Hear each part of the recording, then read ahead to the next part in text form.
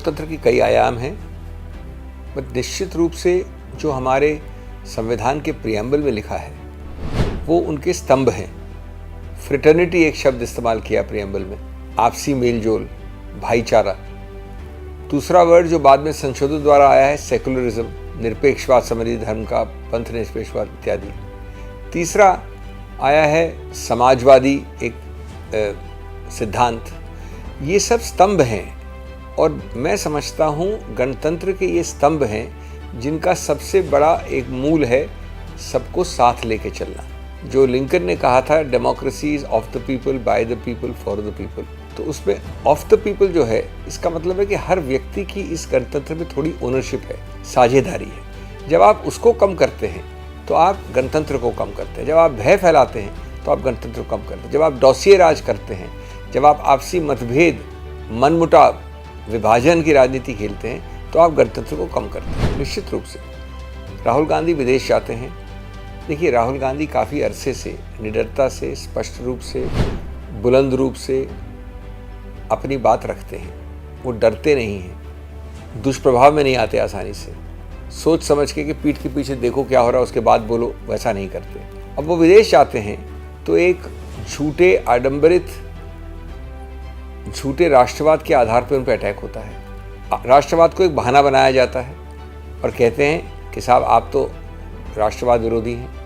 वापस आते हैं तो एक बड़ी अजीबोगरीब कंडीशन रखते हैं कि साहब आप जब तक पहले माफ़ी नहीं मांगेंगे आप संसद में नहीं बोल सकते और हम आपको बोलने नहीं देंगे, हम अवरुद्ध करेंगे।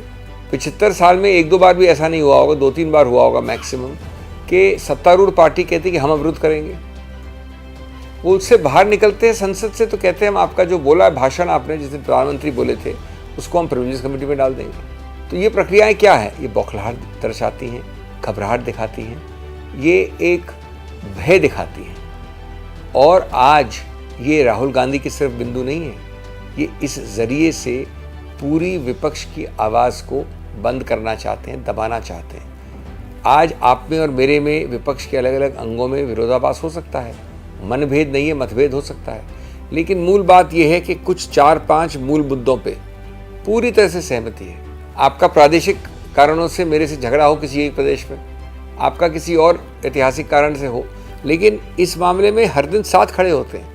अभी खड़गे जी के यहाँ पर जो डिनर हुआ वो, उसके अलावा जो गांधी मूर्ति के नीचे होते हैं प्रदर्शन, इसमें हमने बड़े बड़े सिद्धांतों के लिए, अखिल भारतीय सिद्धांतों के लिए, मेन चुनाव 2024 के लिए, यानी कि संकीर्ण प्रादेशिक कंसिडरेशंस के लिए साथ मिलके, साथ खड़े होकर बोलने की निर्णय किया है। ये तो मजाकिया है, इससे ज़्यादा मजाकिया कोई चीज़ नहीं। पहली बात तो ये कहना कि ओबीसी एक बैकवर्ड समुदाय है, जहाँ तक जो नाम लिए, मैं नाम नहीं लेना चाहता, जो सरनेम लिया गया, वो समुदाय, उस सरनेम में अलग अलग धर्म के लोग होते हैं, पारसी से लेके, हिंदू से लेके, कोई और नाम भी होते हैं, मुसलमान भी होते हैं। दूसरा, वो सरनेम ओबीसी निश्चित रूप से होगा, अनिवार्य रूप से होगा, गलत है।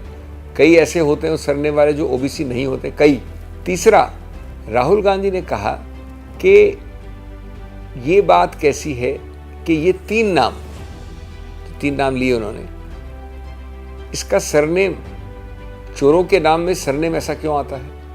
उन्होंने ये नहीं कहा कि सब उस सरनेम वाले चोर हैं,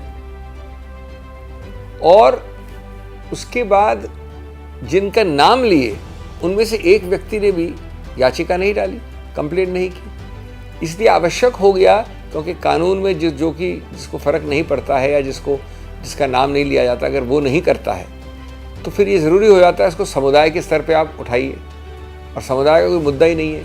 बीजेपी इस बात से बहुत घबराई हुई है कि जब राहुल गांधी बोलते हैं, कभी वो बघेल साहब को इधर देखते हैं, कभी आप गहलोत साहब को देखते हैं इधर स्टेज पे उनके साथ। राहुल गांधी जो इतने लोगों से, पिछड़े जातियों से, ओबीसी से भारत जोड़ो यात्रा में 4000 किलोमीटर में 4, 4.5, 5, पौने 5 महीने मिले हैं, क्या समझते हैं आपके वो अपमान करेंगे ऐसे कम्युनिटीज़ का?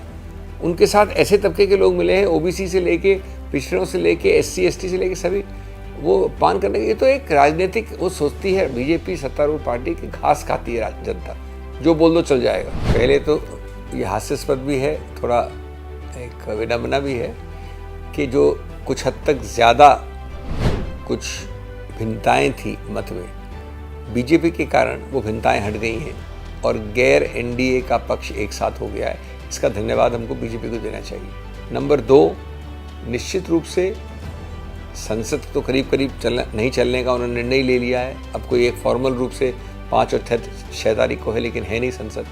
तो मैं समझता हूँ कि वो भारत जोड़ो से बहुत घबराए हुए थे। भारत जोड़ो और उसके बाद जो अभियान उठाया इस पूंजीपति के नाम पे, जो निकटता बताई, जो आरोप लगाए, उससे भी बहुत घबराए हुए। वो नहीं चाहते कि किसी रूप से चले मामला जिससे कि उनको जवाबदेही हो।